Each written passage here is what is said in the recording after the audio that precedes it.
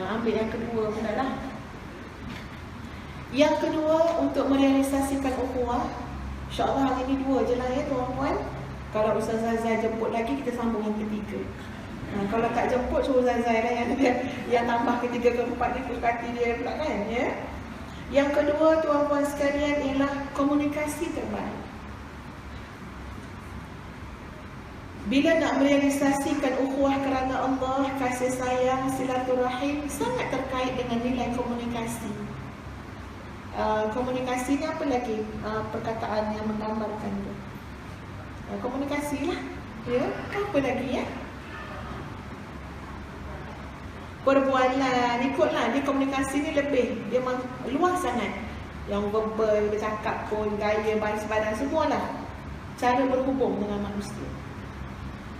Bila kita bersaudara, berkawan, berukhuwah, kita sebenarnya kena sangat mempertingkatkan komunikasi.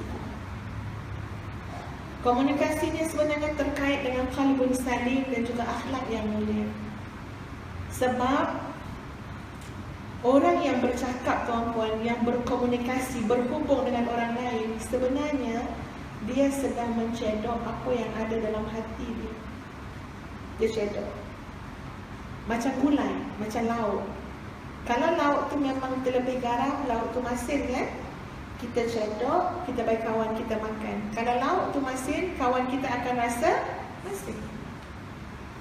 Dalam hubungan dengan manusia, dalam hubungan dalam hidup, kita mencedok apa yang dalam hati.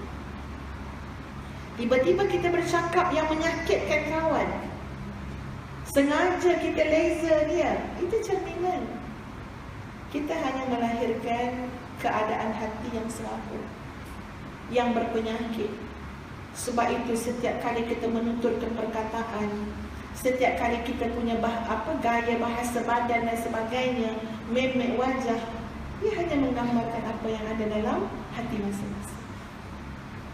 Kalau dalam hati ada kesombongan, keluar pada wajah, pada perkataan, pada tindakan, ciri-ciri kesombongan. Sebab itu, rentetan daripada qalbun salim bawa kepada komunikasi yang paling baik. Berhubung dengan manusia dengan cara yang terbaik. Ustazah simpulkan tuan-puan, ada 4 aspek paling penting dalam komunikasi. Sebelum itu, Ustazah bawa surah Al-Isra ayat 53. A'udzu billahi minasyaitonir rajim. Wa qul li'ibadi yaqulu allati hiya ahsan. Ya Allah, Allah sebut dekat kita dalam surah Al-Isra ayat 53. Dan katakanlah wahai Muhammad, li'ibadi, kepada hamba-hambaku. Siapa hamba-hambaku? Siapa hamba Allah? Kita. Surah cakap apa? Yaqulul lati hiya ahsan. Tolong bercakap yang paling baik. Dalam Quran dia sebut, kamu nak bercakap, kamu nak bergaul, kamu nak berhubung, yaqulul lati hiya ahsan. Tolong buat yang terbaik. Inna syaitana yanzamu bainahum. Inna syaitana kana lil insani aduwan mubina. Dan diperingatkan, sesungguhnya syaitan itu selalu sangat nak memporak-perandakan di antara kamu. Sesungguhnya syaitan itu bagi manusia adalah musuh yang sangat nyata. Kenapa saat Allah menyebut cakap yang baik, kemudian diingatkan kita tentang peranan syaitan? Kerana syaitan pasti akan mencari jalan memburukkan perkataan kita, memburukkan cara perhubungan kita dengan orang lain, supaya akan timbul al-baghdha, kebencian, wal-adawah, dan permusuhan. Sebab itu orang yang berkasih sayang kerana Allah, tolong baiki kata-kata kita. Lihat saja Nabi kata, pergi cakap dengan kawan kamu, kamu mencintai dia. Apa sifat-sifat dalam hati? Boleh cakap yang baik, cakap saya sayang kamu kerana Allah. Ya, sebab jangan lupa peranan syaitan. Jangan lupa kerja syaitan. Kerjanya apa?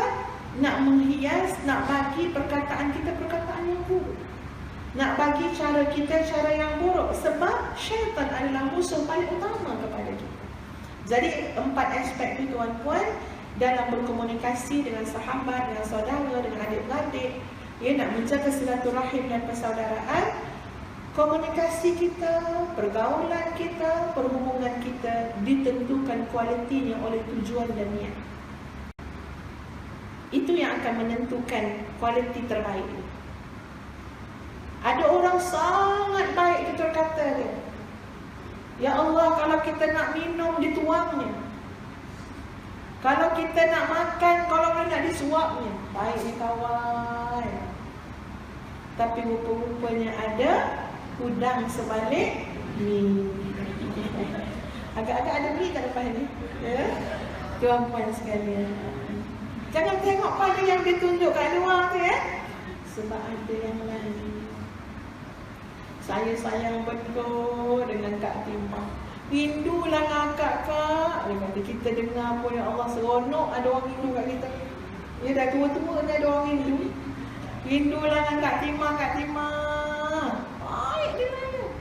Rupa-rupanya ujung-ujung tu dia kata apa, Kak Timah?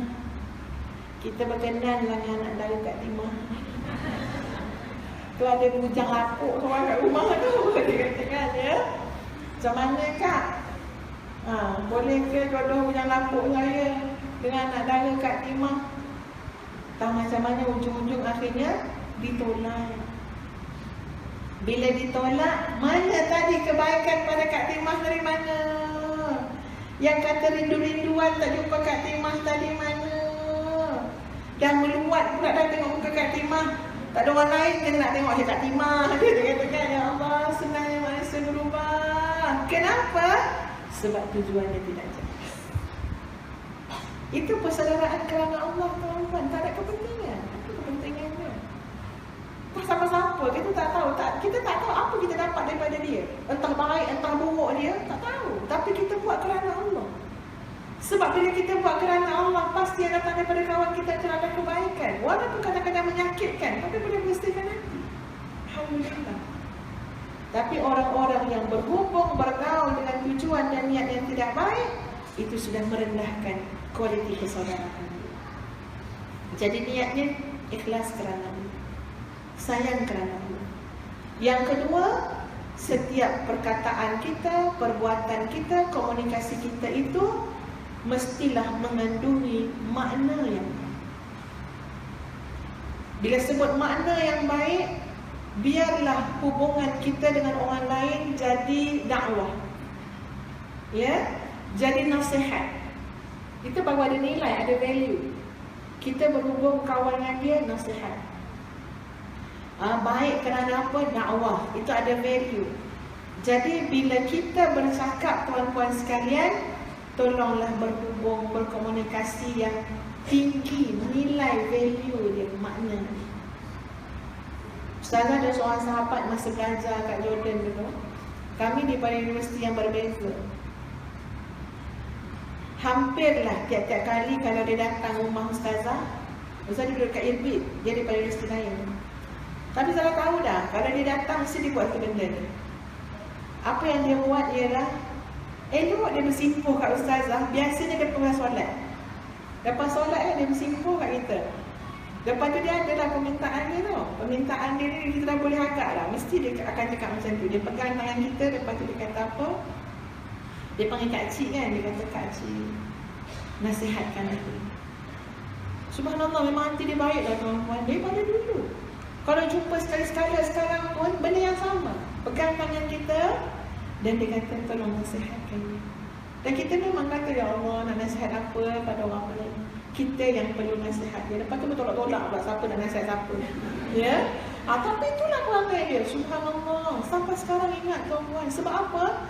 Dia selalu create hubungan yang mengandungi nilai. Bayangkan kalau kita ada sahabat yang macam tu. Sahabat ni kadang-kadang paling tak nak dengar nasihat.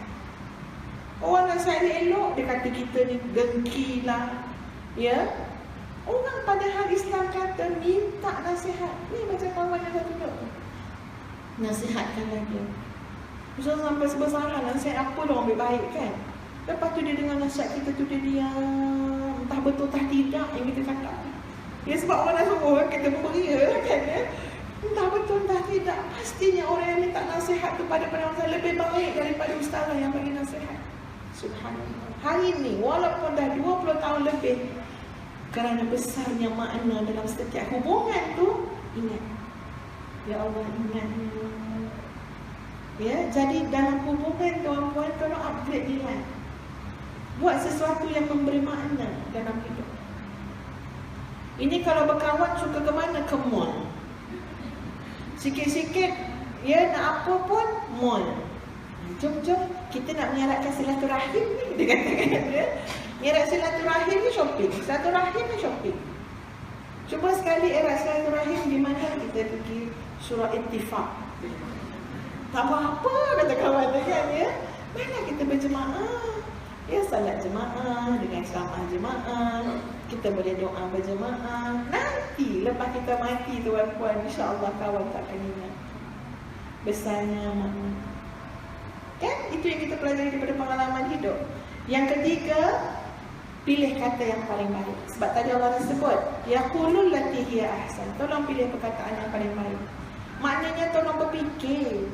Jangan dalam pergaulan ni ikut redah je. Nak buat macam mana dalam keturunan saya macam ni? Adakah jawapan macam itu? Ya? Cakap dengan suara garang-garang, keras-keras, marah-marah. Akak marah ke kak? Tak marah, bincang keturunan akak memang macam ni, dia kata. Ya? Cubalah berubah sikit. Takkan cuma ikut keturunan je, ya? Dahlah ayat tu memang dah salah dah. Pilih. Sukan, fikir, timbang. Elokkan aku kata macam ni? Patutkah aku bertindak macam ni? Pilih. Subhanallah.